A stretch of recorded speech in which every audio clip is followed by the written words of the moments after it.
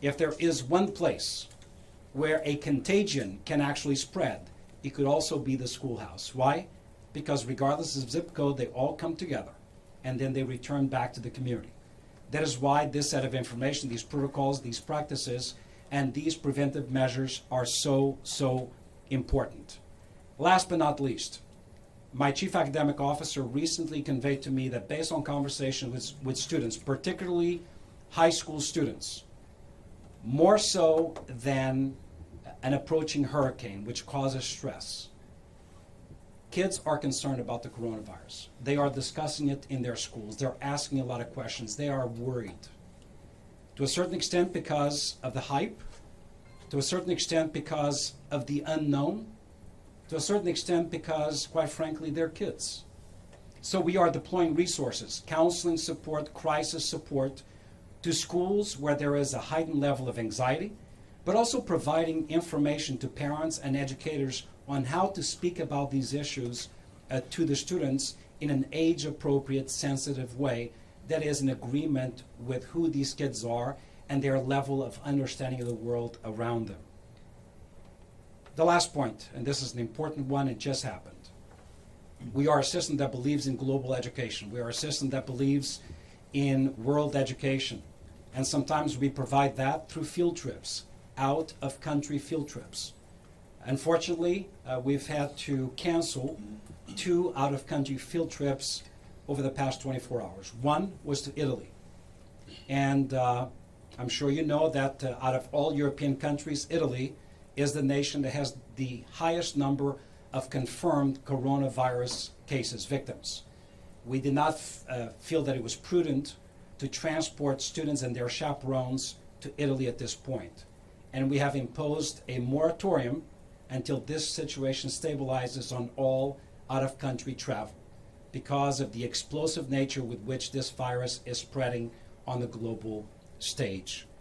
So I want to reiterate, any student, any employee will have access to information. Prevention continues to be the best weapon against the spread of this virus.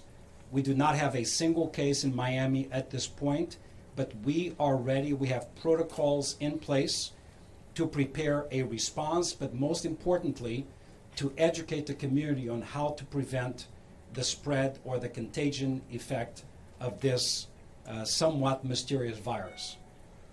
There's a lot we still don't know about this virus, and I continue to educate myself. We have some ideas about the incubation period, but no definitive information about how long that is.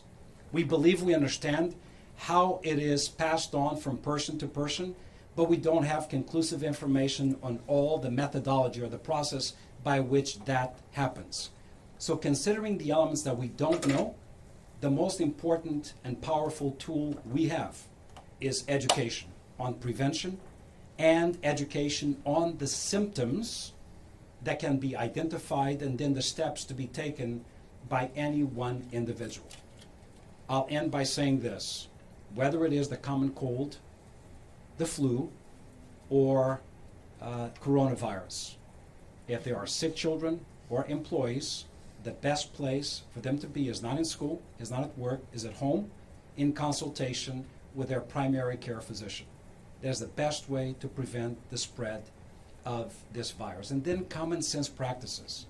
Don't cough or sneeze into the air. Do so into your elbow. If you have some symptoms, don't touch your eyes, your nose, or your mouth.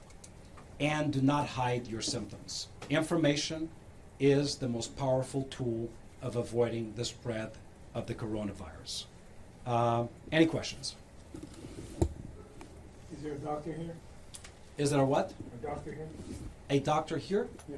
No, we're an educational institution. No, I just Yeah. meant like part No. of the staff. No, but we do have a health department that is informed by health professionals, and as I said, we are in constant communication.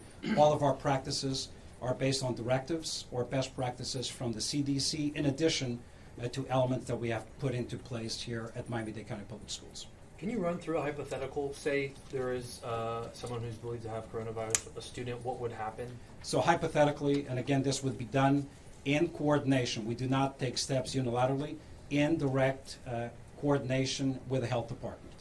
should there be any one entity, an adult or a child, a parent or an employee, that we know is exhibiting, manifesting the symptoms, we immediately advise the health department, and collaboratively we put into motion a number of steps, which could include isolation of groups of students, isolation of the entire school, closure of the school, even though that would be very atypical, surveys with the community in terms of relatives, those that had contact with those individuals, but at that point, that baton would be passed to the health department for our community.